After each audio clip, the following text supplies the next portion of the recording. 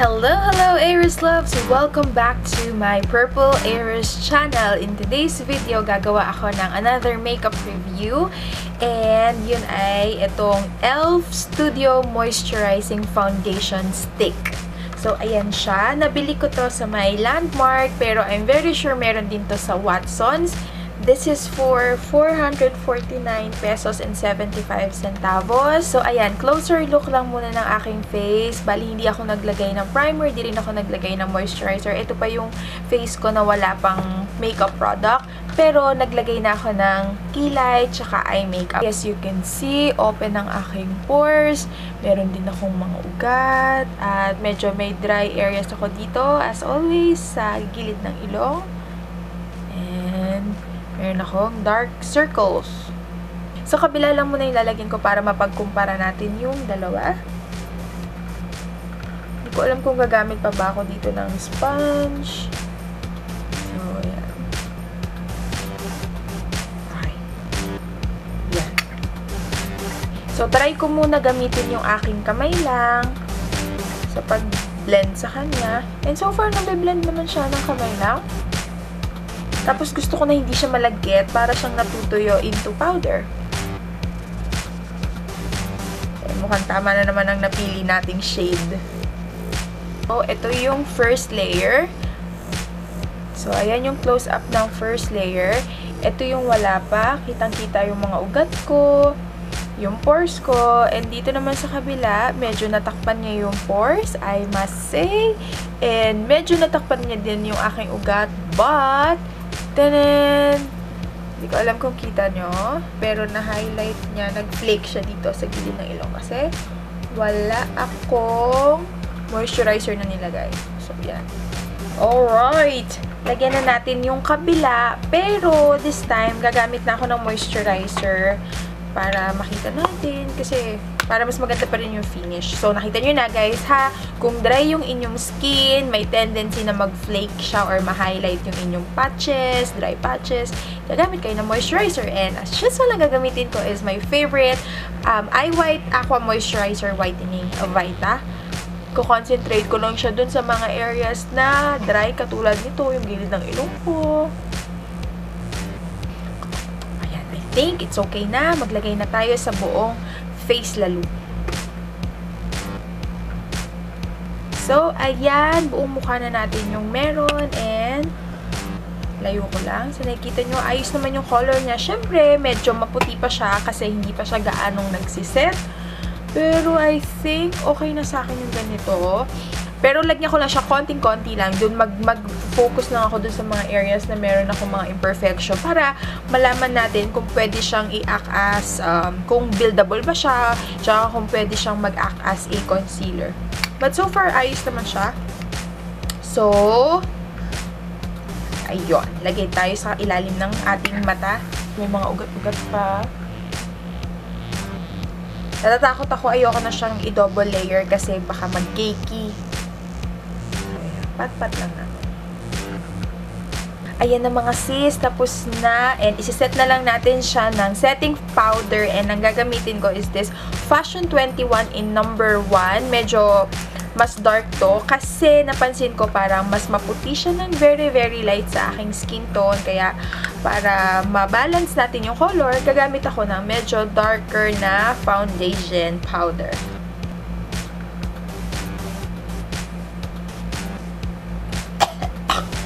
Ko na ta.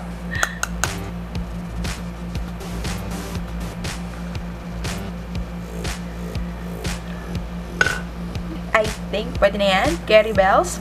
Bali, nakikita ko sa aking viewfinder, medyo maputla ako tignan guys. So, tatapusin ko na yung the rest of my makeup. Magko-contour lang ako ng konti.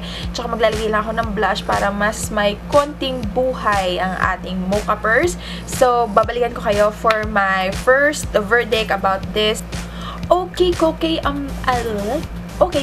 I am back. And nakalimutan kong mag-lipstick. Wait lang, guys. Right. Yes. Kisig na yung alaga. Ha? Papa, tulog ka pa, be. Alas 6 pa lang na. Tulog ka pa. And I'm going to give you my initial verdict or my initial impression about this e.l.f. Moisturizing Foundation Stick. And so far, as you can see, I am loving it. It gives a very, very nice coverage sa aking balat. Isang layer pa lang to, guys. Yes, isang layer pa lang. Bali, ang dinoble lang natin is yung dito sa eye area, yung sa under eye, tapos yung may mga ugat-ugat ako, yun lang yung dinoble natin. It gives a very nice coverage talaga. Pati yung mga pores ko, nagmukha siyang parang less visible. But, a very big butt, guys. Kaya ako rin siya hindi na dinoble kasi feeling ko may tendency na siyang mag-cake up. So, kung gusto nyo siya, feeling ko buildable naman siya, but be very, very careful kasi pag napadami yan, lagay nyo, parang namumuo siya. Kasi yun dito medyo na doble ko. Nakikita ko medyo namumuo siya. Pero, I think hindi pa naman siya ganong nagsiset kasi few minutes pa lang. Feeling ko pag naggalaw, nagkikilos-kilos, kusang maglalabas na yung balat ng oil. Kumbaga, parang mawawala na rin yan. Sa tingin ko, maya-maya. At ang ganda niya, ang ganda ng kulay niya. Medyo mas maputi siya sa akin. Ang shade ko again is caramel, pero naretoke ko naman siya nung ginamitan ko na siya ng medyo mas darker ng kaunting setting powder. So ayan, ang ganda-ganda ng finish niya, guys. I like it.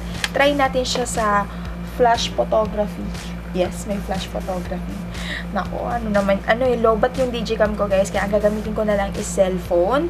By the way, guys, lagi na pala akong magbablog tuwing meron akong mga makeup review. Kaya kung gusto niyo makita yung indoor, outdoor na shots ng gamit ko yung makeup na to, punta lang kayo sa vlog ko, guys. That is this one, purpleares.blogspot.com, para makita nyo kung ano ba itsura niya sa picture sa cellphone, ano bang itsura niya pag nasa labas ng bahay, nasa loob ng bahay. Okay?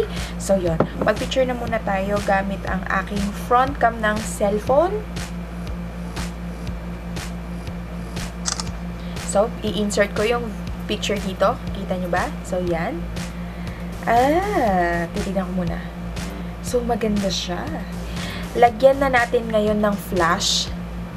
Guys, mag-i-insert din ako ng ibang pictures gamit tong DSLR dun sa vlog. Kaya kung gusto nyo mas detalyadong picture, feel free to visit my vlog. Okay? So, with flash. Close up. Tingnan natin. I-insert ko yung picture dito. See, ang ganda niya rin sa picture. Tignan. Wala siyang white cast. Natural na natural yung kanyang itsura. So, there. Alright. So, babalikan ko kayo mamaya for my final verdict and kung ano na nangyari, kung nahulas ba siya, kung fresh-freshan pa rin ang ating itsura. Okay. Time now is, ewan ko kung nakikita nyo, time now is 6:18 ng umaga. I'll be back later for an update and overall verdict. So, yun lang, guys. Mamaya na lang uli. Hi mga Aries Love! So, update lang. Ito yung itsura ng makeup sa outdoor. Ang ganda pa rin, diba? Natural looking pa din, guys. Tingnan nyo. So, yan. So, yun. Ayos. Update lang, guys. Outdoor video shot ng e.l.f. Moisturizing Foundation Stick. So, yan. Hello, Aries Loves! I am back. Time check. It is sakto, 11:11. Make-a-wish. Mag-make-a-wish muna ako. Ayun lang. Wala lang. Naniniwala ba kayo dun? Pag 11:11, wala na. 11:12 na. So, 6 o'clock natin siya nilagay sa face. 6, 7, 8, 9, 10, 11. So, 5 hours has passed. And eto na yung itsura. Medyo may namuong guhit sa aking under eye. Dito rin sa kabila. Ayan o, namuo. Kita nyo ba, guys?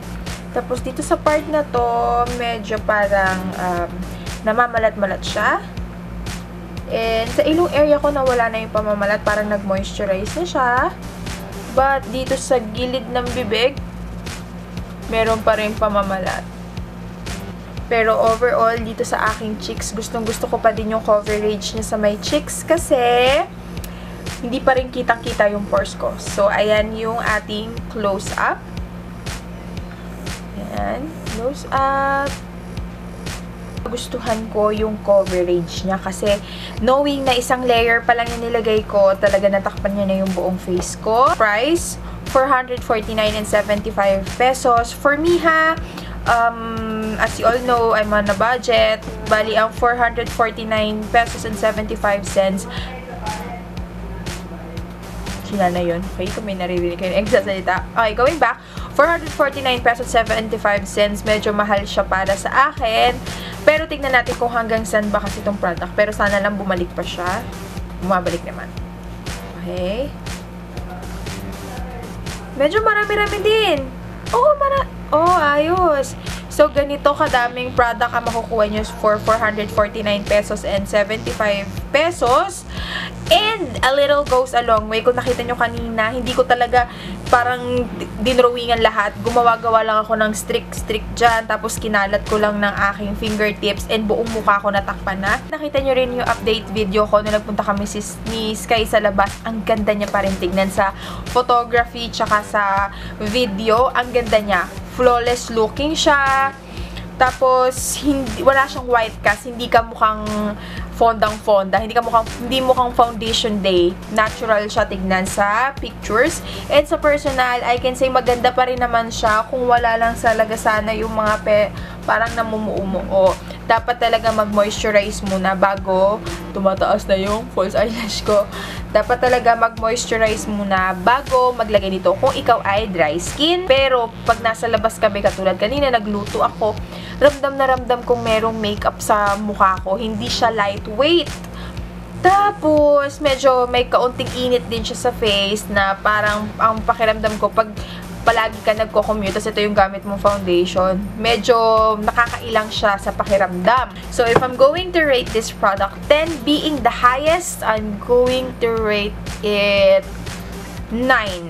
Siguro yung maiiwan na 1% or maiiwan na 1 point is kasi yung mabigat siya sa face, maganda sana kung lightweight siya.